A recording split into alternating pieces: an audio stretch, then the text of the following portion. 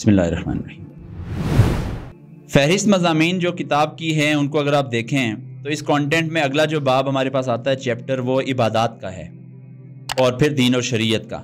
تو عبادات اور دین اور شریعت کو ہم ایک ہی پریزنٹیشن کے اندر کور کرنے کی کوشش کرتے ہیں۔ اب مولانا مودودی رحمہ اللہ نے عبادت کی جو ڈیفینیشن آپ کہہ لیجئے، میں اس کو کہوں ری ڈیفائن کی ہے، تجدید کی ہے اس کی۔ یہ ایسی تھی جو 100 سال 200 سال کی تاریخ کے اندر جو ہماری غلامانہ تاریخ ہے اس میں گم ہو گئی تھی، اور اس تاریخ کو میں آپ کے سامنے پریزنٹیشن کی شکل میں لکھتا ہوں۔ ریک وارن ایک رائٹر ہیں جن کی کتاب ہے پرپس ڈریون لائف۔ یہ خود تو عیسائی ہیں لیکن یہ کتاب بڑی اچھی ہے۔ انہوں نے اس میں ایک آرگومنٹ بلڈ کیا۔ آرگومنٹ بلڈ کرتے ہوئے یہ لکھتے ہیں کہ ایک پروفیسر تھے، professor doctor Hugh Moorhead. انہوں نے دنیا کے 250 ذہین ترین لوگوں سے ایک سوال کیا، اور سوال یہ تھا کہ what is the meaning of life to you, یعنی what is your purpose of life.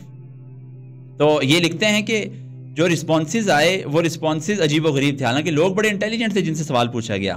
سوال ویسے کوئی بہت بڑا راکٹ سائنس والا نہیں تھا، لیکن جو انٹیلیجنٹ فرد سے اس طرح کا سوال کیا کہ ظاہر وہ سوچنے میں مجبور ہو گیا، ان کو جواب نہیں ملا، بلکہ وہ لکھتے ہیں کہ کچھ نے کچھ گیسز لگائے، اندازے لگائے، کچھ نے ایسے ہی خود سے کچھ بنا لیا، کچھ کلولیس ہو گئے تھے، اور بہت سارے ایسے تھے جنہوں نے کہا کہ ڈاکٹر صاحب ہمیں تو نہیں پتا، آپ کو جب معلوم پڑ جائے تو آپ ہمیں بتائیے گا۔ تو اس لیے اس دنیا کے اندر میں اور آپ کیوں آئے ہیں، کس حیثیت سے آئے ہیں، اور انسان کیوں ہیں، ہم کوئی خس و خاشاک کیوں نہیں، ہم کوئی اڑتا پرندہ کیوں نہیں، ہم کوئی رینگتا جانور کیوں نہیں، ہم کوئی چوپایا کیوں نہیں، ہم انسان کی حیثیت سے کیوں آئے ہیں، یہ سوال اتنا اہم ہے کہ ڈاکٹر ہیو مور ہیڈ نے بھی اس کو اپنے سوالات میں شامل کیا، اور ریک وارن نے بھی اس کو کہا، اور پھر دنیا نے اس کے اوپر بہت کچھ لکھا۔ جس فرد کے سمجھ میں جو بات آئی اس نے کہا کہ میری زندگی کا مقصد یہی ہے۔ یہ سوال اتنا اہم تھا، لہٰذا قرآن کریم سے جب ہم پیدا ہونے کا مقصد پوچھتے ہیں، کیونکہ ظاہر ہم اسلام پڑھ رہے ہیں اور اللہ رب العزت ہمارے ساتھ قرآن کے ذریعے مخاطب ہوتا ہے، تو قرآن ہمیں کہتا ہے کہ میں نے جنوں اور انسانوں کو عبادت کے لیے پیدا کیا۔ سورہ زاریات کے اندر اللہ رب العزت فرماتے ہیں وَمَا خَلَقْتُ الْجِنَّ وَالْإِنسَ إِلَّا لِيَعْبُدُونَ، اور ہم نے نہیں پیدا کیا جنوں اور انسانوں کو مگر محض عبادت کے لیے۔ تو اب سوال یہ پیدا ہو گیا کہ عبادت کس چیز کا نام ہے؟ مختلف تصورات دنیا کے اندر پائے جاتے ہیں۔ مولانا سید ابوالعلا مودودی رحمہ اللہ ذکر کرتے ہیں کہ کچھ لوگ عبادت اس بات کو سمجھتے ہیں کہ دنیا کو ترک کر دیا جائے، رہبانیت کو اختیار کر لیا جائے، جیسے مونک ہوتے ہیں بدھسٹ کے اندر، جیسے پنڈت ہوتے ہیں ہندوؤں کے اندر، بالکل اسی طریقے سے پادری ہوتے ہیں عیسائیوں کے اندر، اور اسی طریقے سے دنیا کے اندر مسلمانوں میں بھی ایسے ہی چند ہونے چاہیے راہب، ایسے ہی چند ہونے چاہیے خانقاہ والے لوگ، ایسے ہی چند ہونے چاہیے پردے والے لوگ۔ یہ وہ جب مگن رہیں اپنی اس مراسم کے اندر، اپنی ان حرکات کے اندر، اپنے اس ریلیشن شپ کے اندر، تو اس کو عبادت کہا جاتا ہے۔ مولانا مودودی نے کہا نہیں، ایسا نہیں ہے، اور قرآن کریم کہتا ہے وَرَهْبَانِيَةً ابْتَدَعُوهَا مَا كَتَبْنَاهَا عَلَيْهِمْ، یہ رہبانیت تو انہوں نے خود ایجاد کر لی، ہم نے اس بارے میں ان کو نہیں لکھ بھیجا تھا۔ سورہ حدید کے اندر اللہ کہتا ہے کہ نہیں، رہبانیت عبادت نہیں ہے۔ پھر کیا ہوا جی؟ عبادت کس چیز کا نام ہے؟ کیا مخصوص اوقات میں چند مراسم ادا کر دینا؟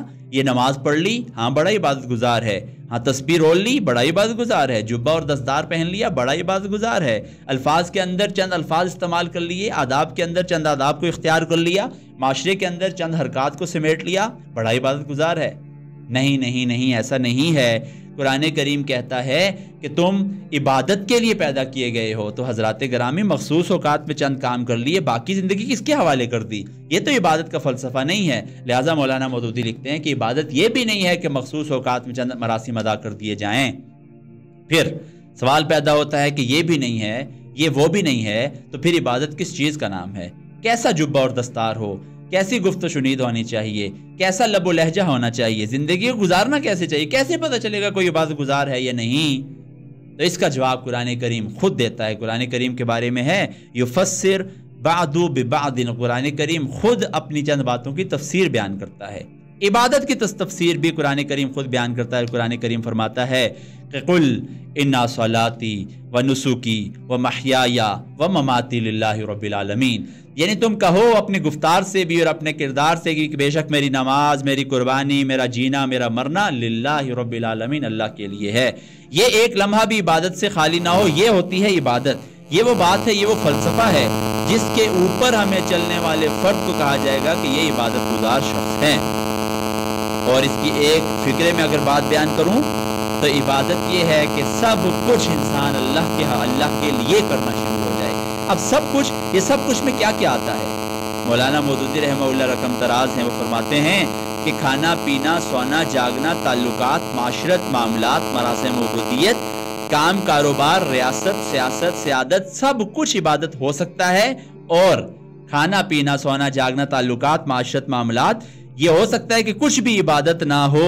مسئلہ کدھر ہے؟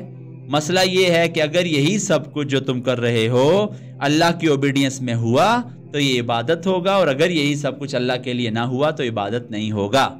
آپ نے غور کیا کہ ایکٹیویٹی میں مسئلہ نہیں ہے، اس کے ڈائریکشن میں مسئلہ ہے، فکر اور نظریے میں مسئلہ ہے، مائنڈ سیٹ کے اندر مسئلہ ہے. ایک شخص نماز پڑھ رہا ہے، لوگوں کو لگ رہا ہے نماز پڑھ رہا ہے، دل کے اندر شیطان ہے، دل کے اندر دکھاوا ہے، دل کے اندر غرور و تکبر ہے، اس کی نماز قبول نہیں کی جائے گی. دیکھنے والا کہے گا عبادت کر رہا ہے، اللہ کہے گا نہیں عبادت نہیں کر رہا. مسئلہ کدھر تھا؟ ایکٹیویٹی کے اندر نہیں، ایکٹیویٹی کے اندر نہیں تھا، مائنڈ سیٹ کے اندر تھا، نیت اور ارادے کے اندر تھا. لہٰذا اس دنیا کے اندر جو کام بھی تم کرو وہ ٹھیک ہونا چاہیے، جائز اور حلال ہونا چاہیے. وہ جو تم کام کرو اس پہ نظریے کے اندر اللہ کو رکھو. لہٰذا یہ فکر اور نظریہ ہی ہوتا ہے جو فرد کو فرد سے مختلف کرتا ہے، جو اعمال کو نتائج کو مختلف کر دیتا ہے، ورنہ ایکٹیویٹی مختلف نہیں ہوتی. ایک تم ہو کہ ہنسی رکتی نہیں، ایک ہم ہیں کہ آنسو جاری ہیں. یہ فرق ہے نظروں کا، دونوں نے گلستان دیکھا ہے. عبادت کا تصور بھی یہ بتاتا ہے کہ تم دنیا کے اندر جو کام بھی کرو اس کے فلسفے میں اللہ کو شامل کر لو، ایک رخ اختیار کر لو. لہٰذا عبادت یہ ہے کہ جو دینیات میں ہمیں سامنے نظر آتا ہے کہ تم سب کچھ للہ رب العالمین کرو تو تمہارا سب کچھ عبادت ہو جائے گا. ہاں کرنا اللہ کے لیے ہے. سب کچھ میں کیا کیا آتا ہے؟ آپ اس تصویر کو ذرا غور سے دیکھیے. سب کچھ کے اندر عقیدہ آتا ہے، سب کچھ کے اندر پھر ایمانیات آتی ہیں، سب کچھ کے اندر عبادات آتی ہیں، سب کچھ کے اندر اخلاقیات آتے ہیں، پھر معاشرت، معاملات اور ریاست. یہ جو تصویر آپ کے سامنے ہے یہ اس بتاتی ہے کہ یہ سب کچھ ہے. اب آپ دیکھیے، غور کیجئے، میری اور آپ کی زندگی کا ایک بھی لمحہ اس سے باہر نہیں ہے. لہٰذا یہ تصویر یہ بتاتی ہے کہ تمہاری پوری زندگی اللہ کے لیے گزرنی چاہیے، یعنی اس کی طرف ڈائریکٹ ہونی چاہیے. یہ تم کرو گے تو یہ عبادت لکھا جائے گا. یہ ایک ویڈیو ہے جو میں آپ کے سامنے پیش کرتا ہوں. اس ویڈیو میں ایک گاڑی دکھائی جا رہی ہے اور اس گاڑی کو چلائے رکھنے کی کوشش کرنا یہ بھی عبادت ہے، اور اس میں مختلف کام ہیں جو سارے مل کر اس گاڑی کو چلانے کا کام کرتے ہیں. کیا بات ہے کہ آپ نمازیں پڑھتے ہیں اور پھر بھی آپ کی زندگی نہیں سدھرتی، اخلاق پاکیزہ نہیں ہوتے، کفار آپ پر غالب ہیں اور آپ دنیا میں تباہ حال. ایسا کیوں ہے؟ آئیے اسے ایک مثال سے سمجھتے ہیں. دیکھیں، اس گاڑی میں بہت سے پارٹس ایک دوسرے کے ساتھ جڑے ہوئے ہیں. وقتاً فوقتاً اس کے انجن میں تیل ڈالا جاتا ہے، سالانہ سروس کی جاتی ہے اور اوور ہالنگ کی جاتی ہے. اس طرح جب اس کو اسٹارٹ کر کے ایکسیلریٹر دبایا جاتا ہے تو سب پارٹس اپنا اپنا کام شروع کر دیتے ہیں، اور اس کے ساتھ ہی تمام عمل کا نتیجہ ظاہر ہوتا ہے، یعنی گاڑی سڑک پر چلنا شروع ہو جاتی ہے. اگر آپ ایکسیلریٹر نہ دبائیں یا کچھ پارٹس نکال دیں اور پھر دبائیں تو کچھ حاصل نہ ہوگا. اسی طرح چند پارٹس نکال کر جہاز کے پارٹس ڈال دیں تو ایکسیلریٹر دبانے کے باوجود نہ یہ چلے گی اور نہ اڑے گی. پھر اگر آپ اس میں سارے پارٹس رہنے بھی دیں مگر وہ بیلٹس کے ذریعے ایک دوسرے کے ساتھ کسے ہوئے نہ ہوں تب بھی ایکسیلریٹر دبانے کے باوجود یہ نہ چلے گی. ان سب صورتوں میں اگرچہ گاڑی کا وجود اور ایکسیلریٹر دبانے کا عمل بیکار ہے، مگر دور سے دیکھنے والا یہ نہیں کہہ سکتا کہ یہ گاڑی نہیں ہے اور اس کو ایکسیلریٹ نہیں کیا جا رہا. وہ تو یہی خیال کرے گا کہ یہ گاڑی ہے، لہٰذا اس کو اپنا مقصد حاصل کرنا چاہیے، یعنی سڑک پر چلنا چاہیے.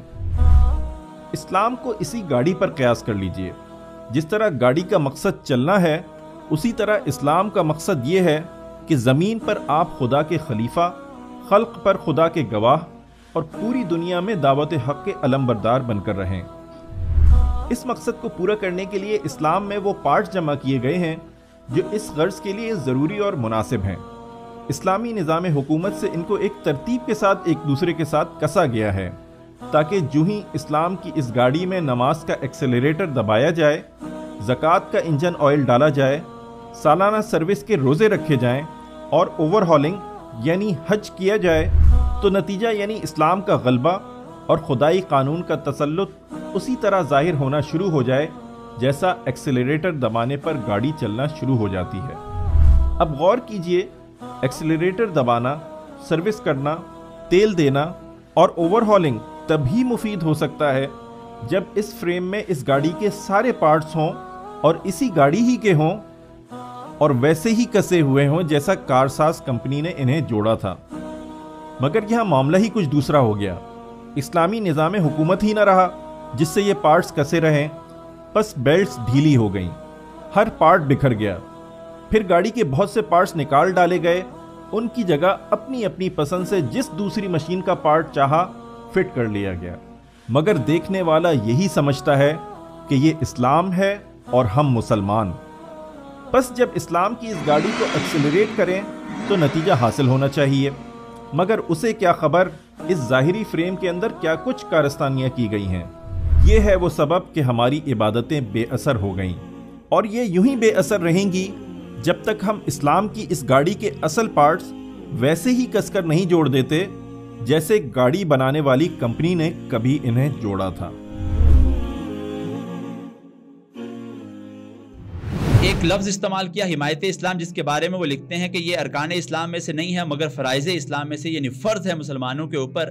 حمایت اسلام کا مطلب یہ ہے کہ تم اس دنیا کے اندر فیور کرو اسلام کو، یعنی انفرادی زندگی میں ہی محض نہیں، اجتماعی زندگی میں دیکھو کہ اسلام کے مطابق کام ہو رہے ہیں کہ نہیں ہو رہے تو ساتھ دو اسلام کا، یعنی تم یہ کہو کہ یہ غلط ہو رہا ہے اور جو چیز ٹھیک ہونی چاہیے اس کو بیان کرو۔ لہٰذا دین اور اسلام چونکہ ایک سسٹم کو آپریٹ کرنا چاہتا ہے، لہٰذا حمایت اسلام یہ کہتا ہے کہ تم کوشش محض اس بات کی نہ کرو کہ تم ذاتی طور پر ٹھیک ہو جاؤ، تم کوشش یہ کرو کہ اسلام بحیثیت نظام دنیا کے اندر آپریٹ کرے۔ بحیثیت نظام کیا مطلب؟ ریاست کیسے چلے یہ اسلام کو بتانا چاہیے، معیشت کیسے چلے یہ اسلام کو بتانا چاہیے، معاشرت کیسی ہونی چاہیے اسلام کو بتانے چاہیے، کاروبار کس طرح کے ٹھیک ہیں اور کس طرح کے ٹھیک نہیں ہے اسلام کو بتانا چاہیے۔ یہ وہ مطلب ہوتا ہے کہ آپ جب دیکھ رہے ہیں دنیا کا نظام تو معیشت سودی ہے، کسی اور کے کہنے پہ چل رہی ہے تو روک لو، بولو کہ یہ ٹھیک نہیں ہے، ٹھیک والی ہونی چاہیے۔ ٹھیک والی کون سی؟ جو اللہ نے کہی۔ یہ حمایت اسلام اور یہ فرض ہے۔ ڈاکٹر اسرار صاحب فرمایا کرتے ہیں کہ اگر تم نمازیں پڑھتے ہو، روزے رکھتے ہو، لیکن جس نظام جو چل رہا ہے وہ ٹھیک نہیں ہے، طاغوت کا ہے، منکرین کا ہے، اسلام سے باغی ہے، تو تمہاری یہ نمازیں تمہارے منہ پر دے ماری جائیں گی، الا یہ کہ تم ایفرٹ کر رہے ہو اس کو بدلنے کی۔ لہٰذا حمایت اسلام یہ ہے کہ تم اسلام کو فیور کرو، اس کے لیے جہاد کرو۔ اور جہاد کیا ہوتا ہے؟ جہاد کوشش کو نہیں کہتے، جہاد انتھک کوشش کو کہتے ہیں۔ انتھک کوشش کیا ہوتی ہے؟ انتھک کوشش وہ ہوتی ہے جب انسان اپنی جان، اپنا مال، اپنی عزت آبرو، اپنی اولاد اور اس کے علاوہ تمام تر قربانیاں دینے کے لیے تیار ہو جائے۔ یہ دیکھیے پانچوں چیزیں قربان کرنے کے لیے تیار ہو جائے اور لگانا شروع کرتے کسی کام میں، وہ جہاد کر رہا ہوتا ہے۔ آپ ایک ڈگری حاصل کرنے کے لیے پانچوں چیزیں لگاتے ہیں، کاروبار کو کامیاب کرنے کے لیے پانچوں چیزیں لگاتے ہیں، اللہ کے دین کے لیے اور حمایت اسلام کے لیے بھی یہ پانچوں چیزیں لگا دینا، یہ جہاد ہوا کرتا ہے۔ لہٰذا مولانا مودودی رحمہ اللہ نے عبادت کے تصور کو واضح کرنے کے بعد حمایت اسلام کے تصور کو واضح کیا کہ دنیا کے اندر دین کو لانے کے لیے حمایت اسلام کرو، یہ فرض ہے تمہارے اوپر، اور آج کے دور میں تو بدرجہ اتم فرض ہے، اور 5 چیزیں ایک کام میں لگا دینے کو جہاد کہا گیا۔